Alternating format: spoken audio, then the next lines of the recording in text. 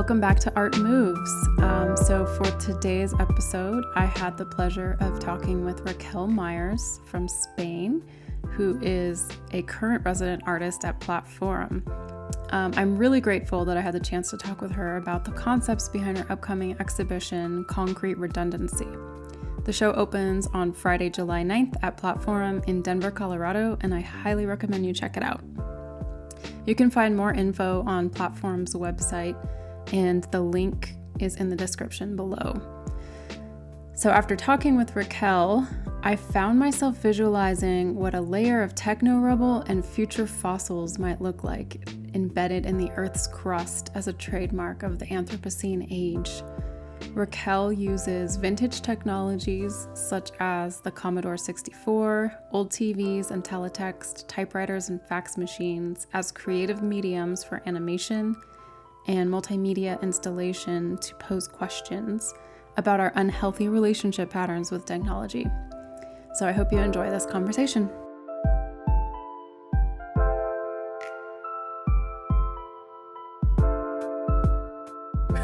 Yeah, thank you for being here, Raquel, all the way from Spain. Oh, yes. It took me 2 years because it's like, this residency was planned for 2020 and 2 years later, I'm here. I'm so glad that you were able to come. Yes, me too.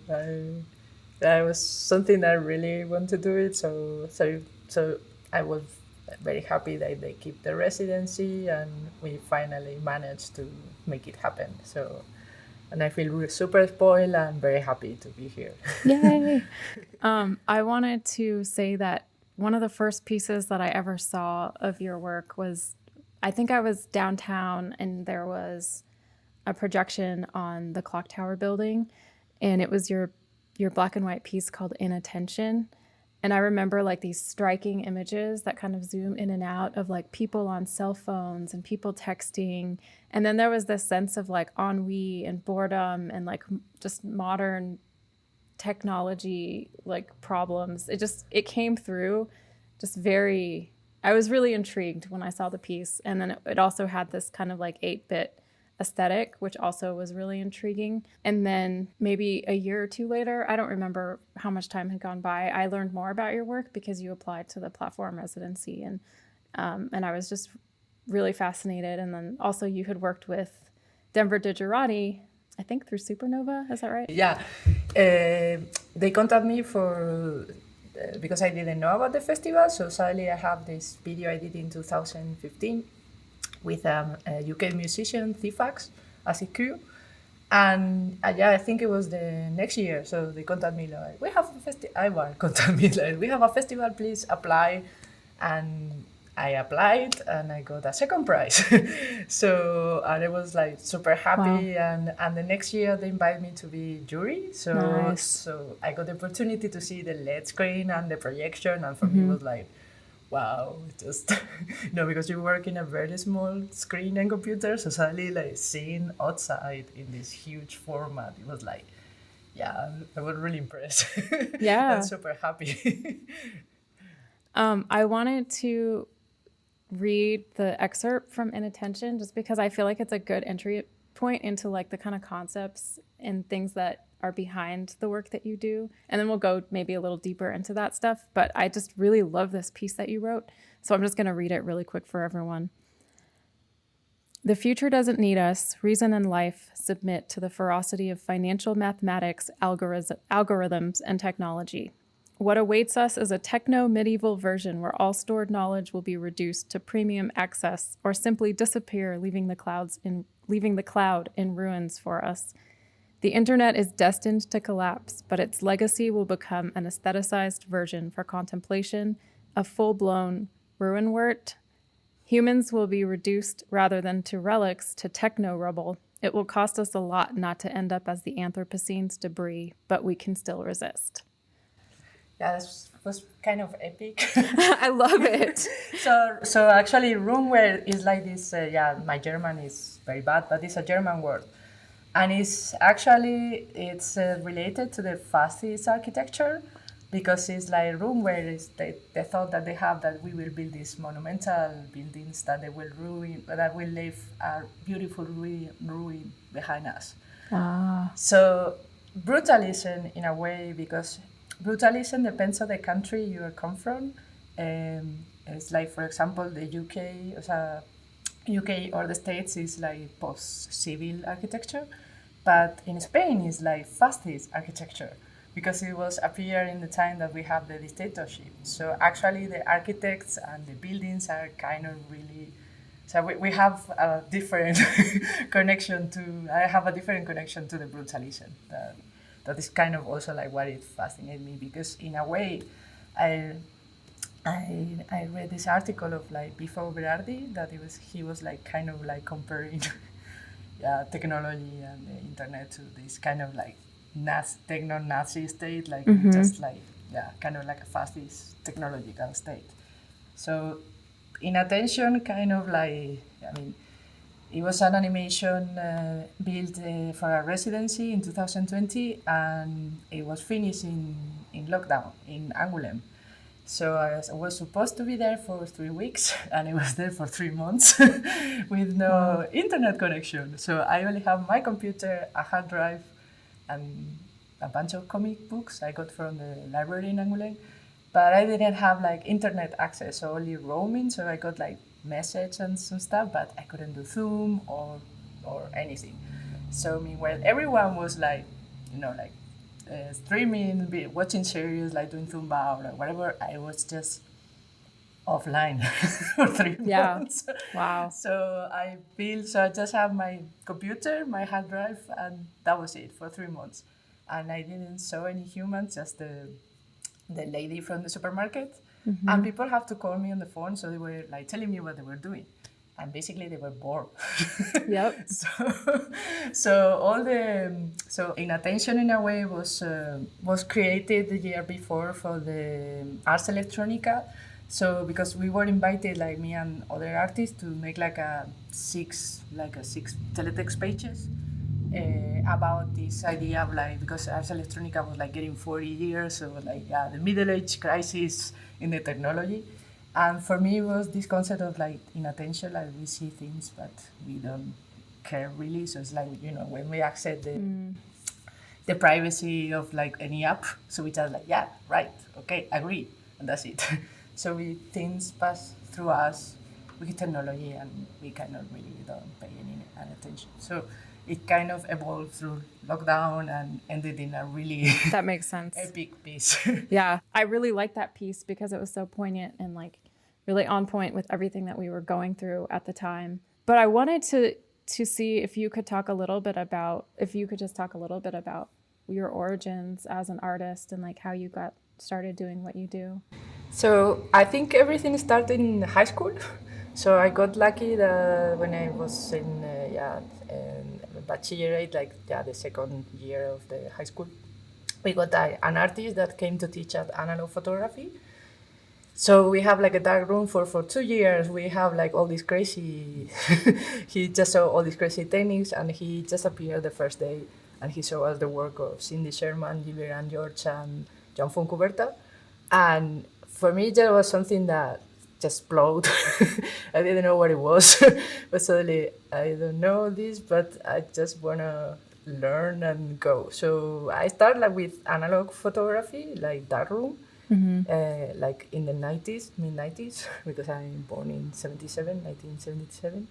And I got my brother's camera that didn't work. And I got access because it was like this youth, like a youth center that they have like these dark rooms that you can use for free. So I started with that. And so in a way, my view of the world was through the viewfinder, through a grid. So kind of like it's related of what happens afterwards. So I was pretty late with computers, and I was just, because I work with like obsolete technology, but everyone think that I have it when I was a kid or like have a nostalgia, but I was pretty late. I got my first C64 with 30 years old when I moved to Sweden. That was actually my welcome present, Commodore 64. Commodore, okay. Can you tell people a little bit? I think some people might not know what that is. So it's one of the first home computers. So it was just basically like from '83. So, and just work on basic and have like a very like limited memory, and you can do like very little things. But there's a huge thing in Sweden when I moved there in 2010 that actually like an alternative like a demo thing that they use Amiga's computer and Commodores to make with like graphics, sound, and programming. So it's like a huge thing, and suddenly it was like a whole world that opens to me. But I started like, but the funny thing is like I came from the analog photography, so I ended working because I didn't finish university. I started philosophy and fine arts, but Spanish education at that time was really bad, and what I wanted to do was not really like suit me. So I kind of like entered into the workplace. So and I got access to computers, and I learned like design, video production, and other things. And suddenly internet came, so you can find your way through the internet, like meeting people or sending or applying for like residency or projects. And I started to do like video clips and visuals for like performance, just using pixel graphics. And for almost 10 years, that was my whole thing. Nice. So, and I was very lucky because I managed to travel everywhere and go to a lot of places, but it was always like pixel art. And in a way, I ended in this blocky, minimal radio thing. And when I moved to Sweden, suddenly this Commodore changed my world because it was like the tool I was longing to find.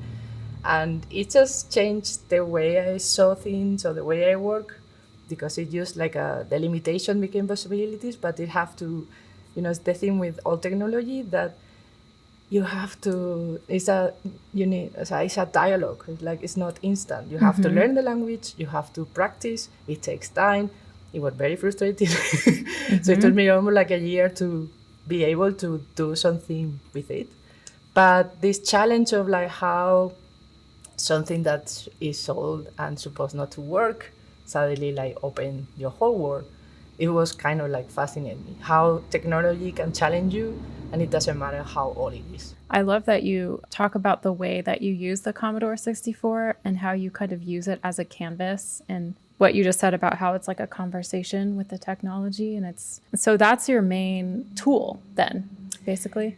Yeah, well, I start to like, I kind of like change pixel for text mode. Text mode is just use text characters rather than pixels. So I started to work with the typewriter, the Commodore 64, and the teletext. Teletext is the service information system that was before internet, that is a standard in Europe. But in the States, it was here, but it didn't really work. So there was like this service called Electra back in the 90s, but at the end, it didn't find its way. But in Spain in whole Europe, it became a whole standard. So before internet, if you want to get access to the information in real time, you just turn on your TV, take the remote control, trigger the teletext option, and a blocky thing just appear, and you will have information about news, the weather, the television. So it was just a way of get access to, and it was just a service provided by the televisions. So it was like all kind of in all countries of Europe. And so that became like another medium for you? Yeah, so I get in touch with a teletext engineer in 2010, Peter Kwan, that he did this inserter, so like you can create your own teletext signal to see his Twitter account on teletext. So I was like, I don't know what it is, but I just contact him. So like, I love that, I want to use it because I'm not a programmer, no, I'm not a coder. So we start to collaborate to each other, and he made this piece of hardware so I can use. So I was working more in the content and the graphics and everything. And since teletext suddenly was like disappearing for so many countries, and it didn't have like a commercial value anymore. Like people were taking over and just making crazy things with it, because when it has no commercial values, when you can play with it, because nobody cares. So actually something that's supposed not to work was a new tool full of possibilities, because it was finally get rid of the public television system, so you can actually use it. And it's like a free technology because it's just spare information that is hiding in the pulse signal, in the video signal. So it's like a secret code. And I cannot really like all these things about like the technology and the way that almost you are a typist, because it feels like you are a secretary, but the original secretary is like a person entrusted with a secret. So it's like you have a secret code, a secret technology that nobody kind of cares. But it's kind of like what fascinates me. It's like you have to have this dialogue. It's like you're using the technology. It's just something to use, something to learn. Because, well, I mean, since I grew up with different formats, different media, and everything all falling down. So my relation with technology is quite different, because it's like everything goes that fast that it's impossible to learn how to use it. So it's just like or you didn't get access. So I got this computer really late, but also like, for example, a VHS. So I got my first VHS when the DVD appeared, because suddenly we're like, okay, they have new technology. So this is all. So now it's cheap. So now I can buy it. Yeah. So it's kind of like, I've been always like, yeah, just using what you have, and it doesn't matter how old it is, because at the end it's just what only matters is what you do with it, and what you want to communicate, and what's the challenge of that. Yep. I love that about your practice. Oh, yeah. There's something too about the older technologies, how you mentioned they're just not as hackable too as the current, more digital stuff going on nowadays. And then you had talked about these prisoners using teletext to communicate. I was wondering if you could tell everyone that story. There was this in the newspaper in Galicia. It's just in the north west of Spain, just over Portugal. That suddenly this knew about the inmates, they shut down the teletext service in some jails because the inmates were communicating to each other through the teletext service. So teletext has like a teletext chat. So they were just contact. So suddenly like teletext became something like an alternative and super secret way of communication. And this is just something that you trigger on the TV and everybody can see it. That's so cool that they figured that out. And it's just a TV. So you don't need to buy like a super, I don't know, technology for secrecy. Just teletext. It's just like, and it's kind of like, so it was really fascinated of like, that's so great that suddenly that everybody dismissed, because it's this blocky old thing that nobody cares. But suddenly it's completely an alternative way of, because it's that nobody cares, because it's old and blocky and brutal. I wonder how long they got away with it for. Well, I guess but it was so funny that they shut down the teletext system. It was just like it was super funny. Like, but at the end, it's just more like an anecdote, and because it's the thing with the old technology or the pixel art. You have this like kind of childish way of it just feels childish. So nobody take it really seriously. And there was also something that. That because I work with musicians that also use like old technologies like Game Boys or Commodore 64 to make music. So it's always this thing of like, you're not considered like a proper artist or a proper musician because you're using this, because this is for fun. This is, but fun could be also a way to challenge things. So it doesn't have to be like super hard, like, I don't know. So it's just, it's a very underground way of using things. So for a very long time, people were just, every time you say that you work with old technology or solid technology, were like, nostalgia, retro, blah, blah, blah. Yeah. And it was just like, so for me, it was really complicated, because it's like, I didn't have this computer when I was a kid. So I have no nostalgia, no retro feelings. This is like, you can just happen. So it's like another computer. It just happened to be old, but it's a tool. So that's what I like it, and it doesn't matter. I can put it in my luggage, and it will not crash. If I put my laptop, they will destroy it.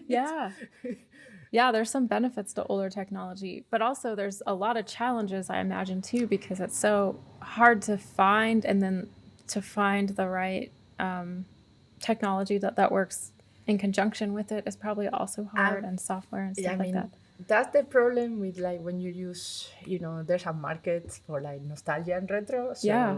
So people use it for like archive or decoration, but there's never that there's actually some of us we're using it. So it's a tool. So I don't want to pay like $200 for a Commodore because it's cool and you just have it you don't use it. I mean, I saw one in a restaurant in Bilbao. They just have it in the wall. It's just sitting there. And it was like, I hate you. I just I want to steal it. And like, I use this. I need to get more. They should let you take it over, and you can like. So sometimes so when I saw this, it's like when I was in Sweden, I was very lucky because most of the people have Commodores, and they were all in the basements of the family. So someone is like, I went to my parents' house. We went to the basement. Do you want all this junk? Like, yes, please. Wow, that's awesome. Yeah, so sometimes I got like 2 luggage and I went like 3 hours train ride to get all tech. So, but now it's getting more and more complicated because it depends on the country you live or what people think about it. It's like, and also, it breaks. So, and the good thing is like, because I was a demo thing, like an alternative movement regarding these obsolete technologies, there are people actually doing like hardware or things, even software. So it kind of have his, alternative ways. So actually in Sweden, I got the softwares I use for doing this animation that basically just records all the typing. So every key you press, so it's recorded, so it doesn't have copy paste. So if you make a mistake, you have to start all over again. So it's kind of like knitting. So that's why I kind of related this old technology with like crafting. And that makes sense. Yeah.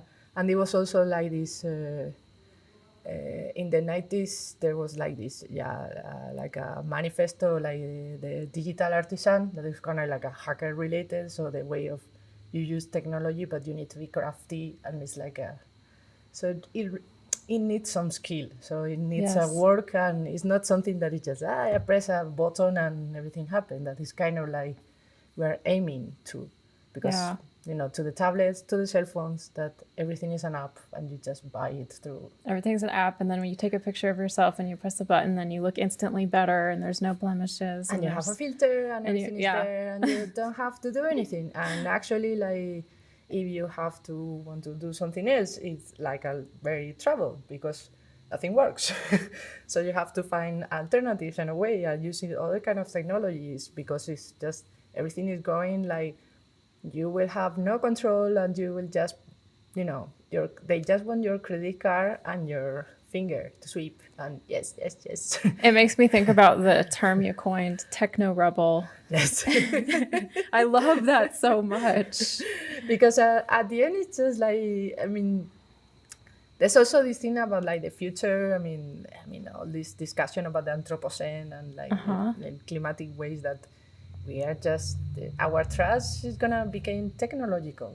So basically, our future fossils would be not plants or animals, or like would be like cables and cell phones and all kinds of techno trash, because this is what we are generating. It's just like technology, like just have one use, and we just keep compiling a new and just trash. Yeah, so, it's like fast fashion. And so it's like this techno rebel. It's like this, and all this obsession that technology will save us is the solution for everything. That kind of like the pandemic put in, like, digital is the future, but no, digital is not the future. Digital is just an option, but it should be mixed with other things. It's like, working with obsolete technologies is not like I go against new technology or anything. It's just like you have to combine and try to use it what you have. But we don't need to generate more technology or more trust. It's like we have enough. We could like stop right now, not produce like plastic or anything, and we will be fine, because there's enough for everyone.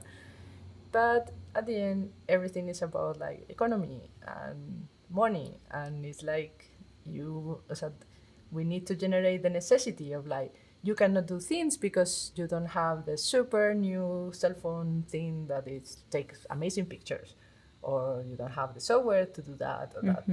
So we create the needs, or someone create the needs, and we just fell for it. So using old obsolete technologies is a way to go against that, because it's like it doesn't go to the system, because the system don't even recognize it. So everything that you create or you made, it's a statement by itself, because you're using this technology to create that, and you're just raising questions. Because at the end, I think sometimes the only thing we can do is just ask questions and or start this dialogue.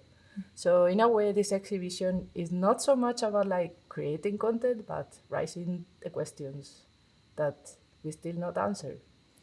So a lot of that is weaved into the current exhibition that you have coming up with PlatteForum. So I was wondering if you could just talk a little bit about that exhibition and what you're working on. So the thing with the brutalism is why I'm so interested in brutalism is because it kind of reflects, this idea of this raw dystopia of the future. So brutalism was, 50, 60 was like this future world, perfect world that will be great. And it's kind of also related with the beginning of the technology in the 80s, that the computer will save us, computers, internet, and everything will be great. And it has this naive kind of way of seeing the world, that everything will be better, but it's not. So we fail in a way. So kind of like connecting these two moments, because brutalism is like, it's a term that came back in the 50s. So it was like a new architecture for like post the Second World War. Yeah. So it was like post-war architecture. But it has, beyond the concrete and this like ugliness that everybody kind of always point, it has an ethics kind of way of seeing. So it's like no decoration, just raw, but efficient. So they were thinking for like education, government,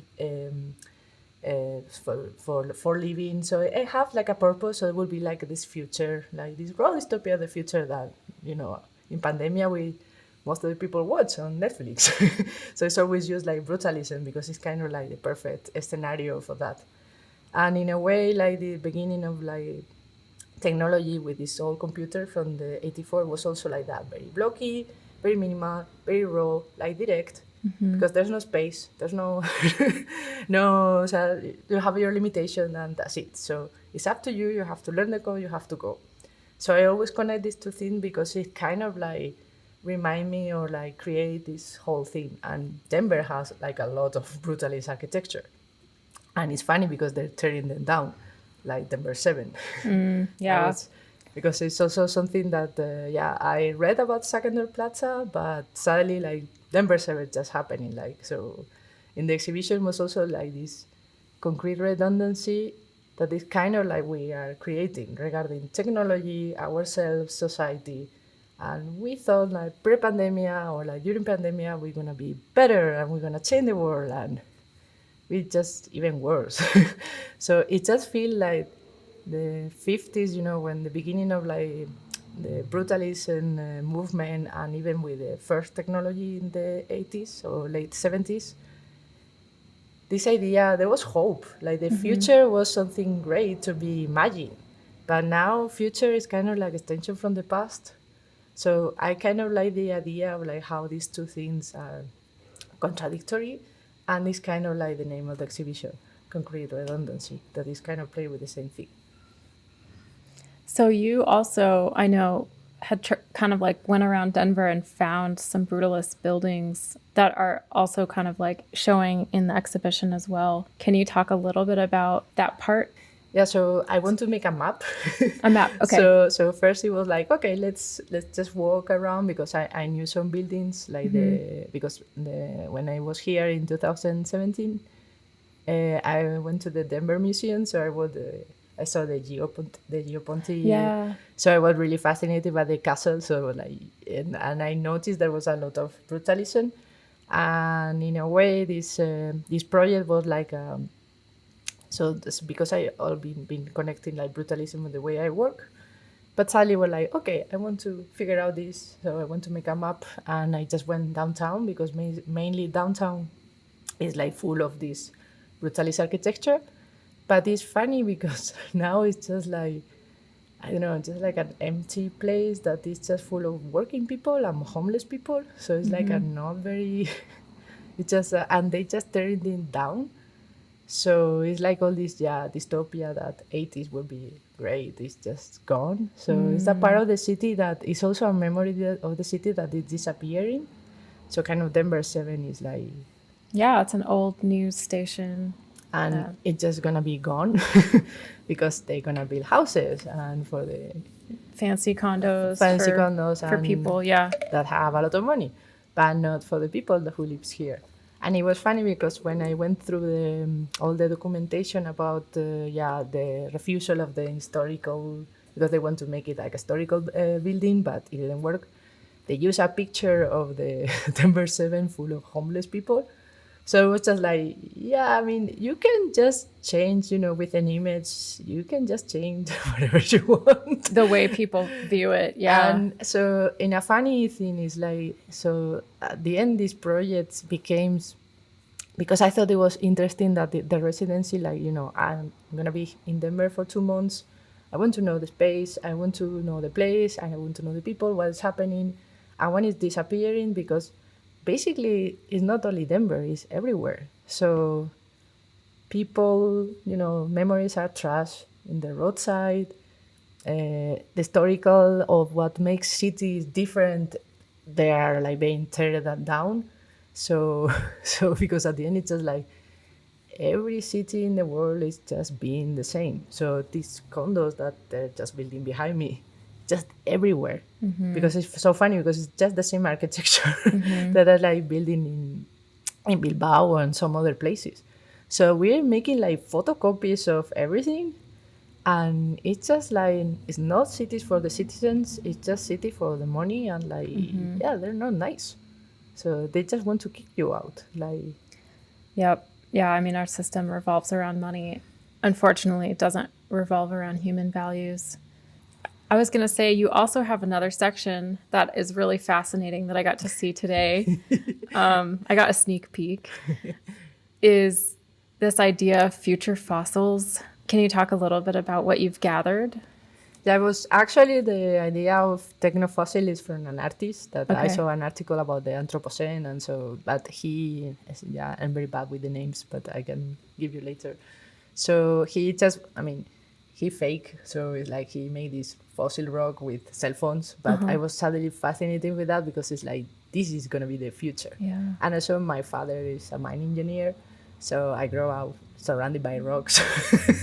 And so yeah, so he gave me like a hammer. So he told me when I was a kid to like, yes, find fossils. So in a way, I'm very like related to that. So like this idea of like, finding the past or like, yeah, this fossil thing. But suddenly, yeah, just been finding around the city like a lot of cables melt in the streets because homeless people are, all the technology, they're just like trying to burn it, so get the cables and the good stuff, so they got money for that.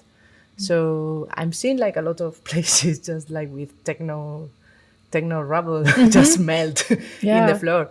And it was like, that's gonna be the future. And it's like, and even trust from people who died. So the memory of who we are, where we're going, and it's just like going, being destroyed, and it's gonna disappear and melt in the ground. So it's kind of like, I don't know, just this. So the fossils of the future, or like the techno rubble we're creating, is gonna be that, like phones, cables, computers, hard drive, cameras.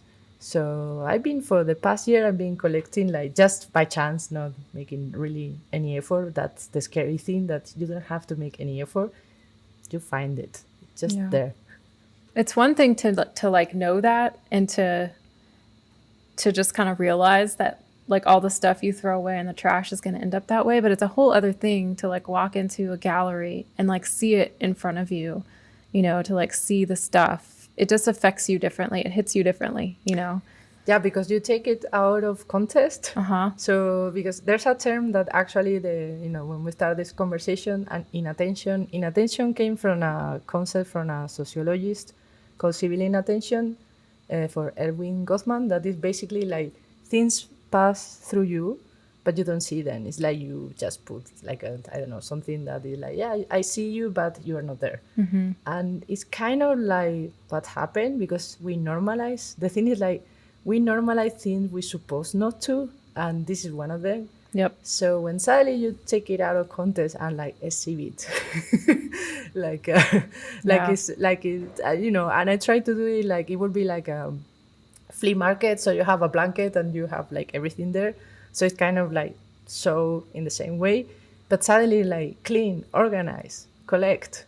So it's beyond archive. It's just like showing your future, like you know, your life, what you think is important maybe will end by the roadside, and some girl woman from Spain that came for 2 months suddenly just pick it up and suddenly put you a name, and now you're Yeah. part of an exhibition, and it's just like, I mean, not for the not for the exhibitionism of the collection, but more for like just is there, so somebody gonna know your name and where you end it, Yeah. just to make me start a conversation and a dialogue of like, where are we going? Yeah.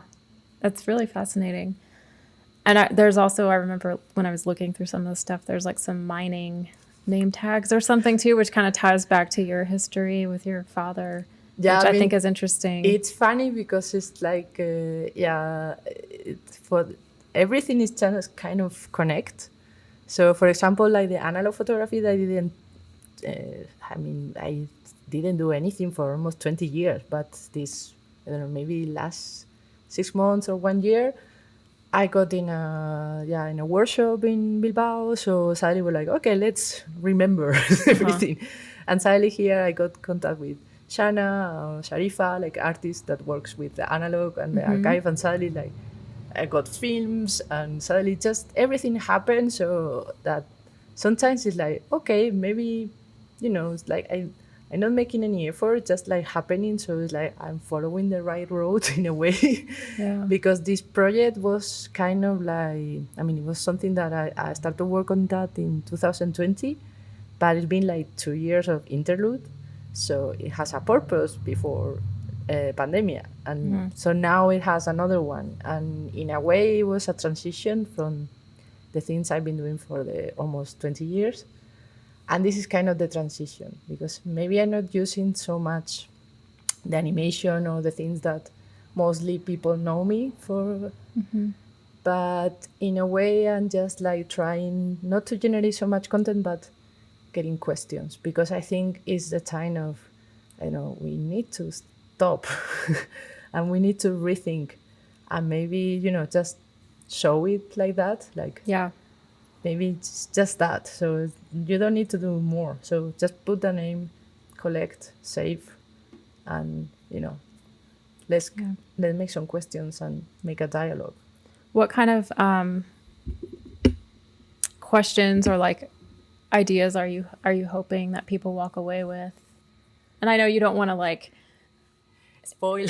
yeah. So No, but I think that I mean, even when we talk about like because I think it's always like very complicated to like visualize after verbalize. But for example, one thing that because I've been having like different discussion and talks with different people, so when I explain about the project, they always have like a memory of a place that disappeared or that meant something, or like, so it's so funny that the exhibition or the discussion is triggering thoughts and places that maybe they were just forgotten in the brain. So I think it's just a nice thing that, you know, just be part of the conversation, and kind of like, okay, things are changing, but because it's, I don't know, it's just every day you normalize. I mean, also like it would be different if you do the residency in Spain where I live. So you will probably see things I don't see because Yeah. I don't pay the same attention to them, because for me are new. So I'm like a, you know, like, okay, like a kid now. So seeing everything, watching everything, looking everything. So my attention is full to everything.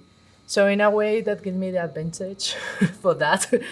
But also like, you know, beyond what I think or what I see, like also like I want to collect the memories of the people who lives here and like what they think about it, and that what will be the concrete redundancy memory for them. So it's kind of like a also like a celebration. Mm-hmm. So I'm trying to be like, okay, let's have this discussion and maybe try to change things, Yeah. because it's always easy to be like negative and complain and yeah, everything is wrong, blah blah blah blah blah. But the the difficult task is proposing options, alternatives, and like, okay, we have to change this.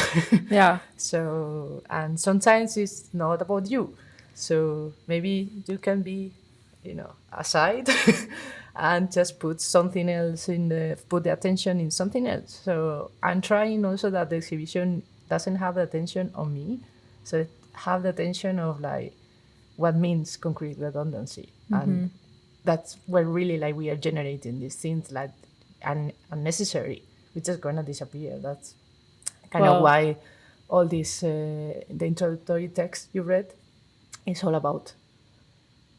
yeah, I mean, Denver is changing so fast and it's changed so much in the last 5 years. I have friends that have moved away and come back and been completely flabbergasted by, like the 100+ buildings that have gone up that are now high rises that are like blocking the solar panels on the Mercury Cafe. And, because there used to not be this big building to the south of it. And the Mercury Cafe is like this sort of like bohemian organic restaurant where you can get really healthy food. And then the owner has powered it with solar panels and wind.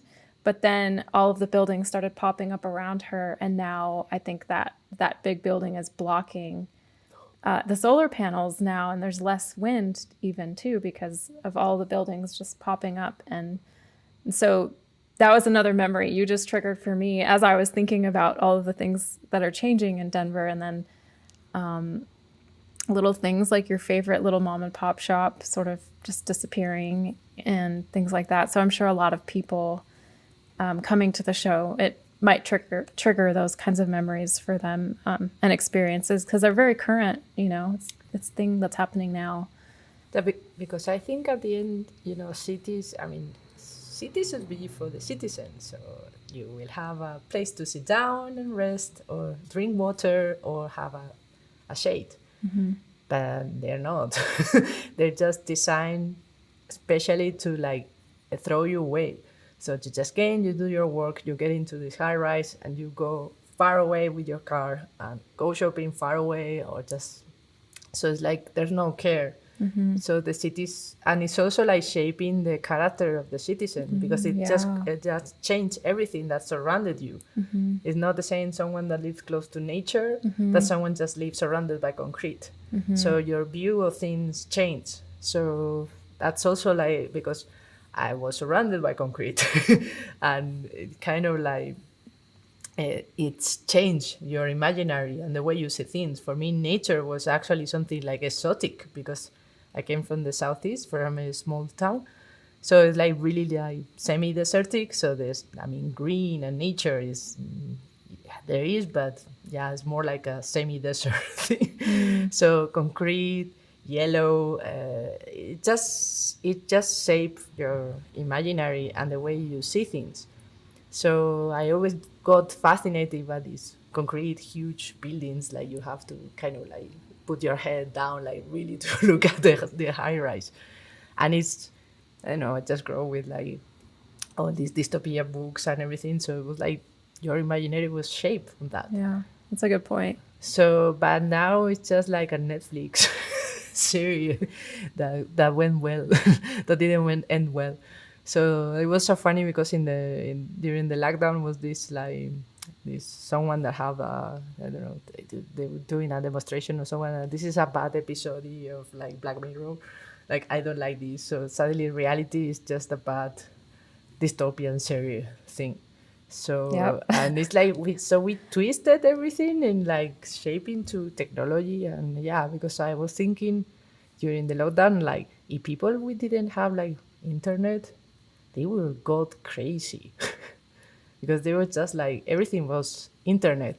The Zoom, like people were just drinking together. I mean, that's what they tell me. I wish that wasn't true, though. Yeah, but it was. I wish that if we didn't have the internet, we would all be like doing something more wholesome. No, but I think because at the end, necessities of things they are created. I mean, Yeah, that's true. I grow up without internet, so internet was something that came after. Like, okay, great to have internet. Thanks to internet, I learn a lot. I have access to so many things, so I'm not complaining about the internet. But internet, 2019, I think in the States they approved the end of the neutrality of the internet. So internet is not neutral anymore. So provider will control what you see from internet. So at the end, internet will be like a service of news on demand. So you will pay for an access. So depends on what you pay is what you got. And everything is gonna be that, like Netflix or HBO or whatever. So to see content, you pay your access. To get the music, to get everything. So that's why kind of like the idea of like the internet will be a ruin of knowledge, because it will be someone will decide what's worth it and what is not. And what is popular doesn't mean that it's worth it. Yeah, exactly. So in a way, like using all technologies or like, getting all these discussion or like these questions, it's an alternative way of like not following the rules. So using just typewriter or fax, because a fax cannot be hacked. Back in the days, if you want to send a proper document, you have to send a fax. Yeah. Because a mail can be hacked, but not a fax. You know what I think, like a way to like counter the idea of like always needing new technologies and new things, is this idea that if we knew how to fix stuff ourselves, then we would be empowered to keep using the things that we have instead of buying new things. And have you heard about these not digital, but these electronic meetups where people get together and they'll be with somebody who maybe knows how to tinker or like fix stuff, and they'll teach them how to like fix their toaster or fix their, whatever old radio or something. Yeah, it's like the hackerspace, they teach you also how to. But I mean, at the end, I think the solution, let's say that the solution or the way to find it is not alone or an individual. So it will be like through these collective things. So when people realize that it's better to fix the things or to use what is there instead of like buying. And so things probably will change in a way, because I think governments and politics, they're not going to change the thing. There are two in the system. So it's up to us, the citizens, the normal people, what we do every day, like what is normal for us. So if we, instead of just get a second hand, I want to make an exhibition, like for example, the TV's installation, we get through Facebook Marketplace and, okay, do you want to get rid of your TV? We go pick it up and we're going to use it. So it's so it was also the idea of trying to use what is there rather than get new things or giving new use. So for example, to build this TV installation, I use a Raspberry Pi. So I combine old and new technology, because it's a good way. Yeah. It's like it's great that you can use combining both. It's not like we have to go to all back days, but it's just like, rather of buying like a very expensive MP4 player, I bought an open source computer. So it's kind of like if people start to, more second-hand clothes, but there's always going to be a business behind that, because if you go to Broadway, you have your second-hand Goodwill store, but you have a bunch of like retro that just probably sell you the same clothes that you can buy there. That's expensive. Yeah, exactly. All right, well, we're getting close to time, so I wanted to see if there was anything else you wanted to talk about, but then also how people can like learn more about your work. Well, I try that my work is all online because I think, I believe in sharing knowledge and content. So you can find me in my website or through like the social media accounts because I'm in social media too. But I use it more like a black void. So because, you need to communicate with people, but I'm not an influencer, so don't expect I have like a million followers. So, but I mean, I'm just there. So, and you have access to like all the things I've been doing for all this time, and also like several articles that I go more deep explaining what my practice means, where it comes from, and also like trying to learn a little bit more about myself and making questions because at the end it's just like that. I think art is pointless yet crucial. So, and when you make your choice, it's just you cannot go back. So, this is a long term run. So, you kind of have to make peace with that and challenge yourself and, I don't know, try to be as much as honest as you can and just, share what you have. Thank you for listening, and don't forget to check out Raquel's exhibition opening at PlatteForum on Friday, July 29th at 6 p.m. in Denver, Colorado. You can find out more about Raquel and her work by clicking on her website link in the podcast description below.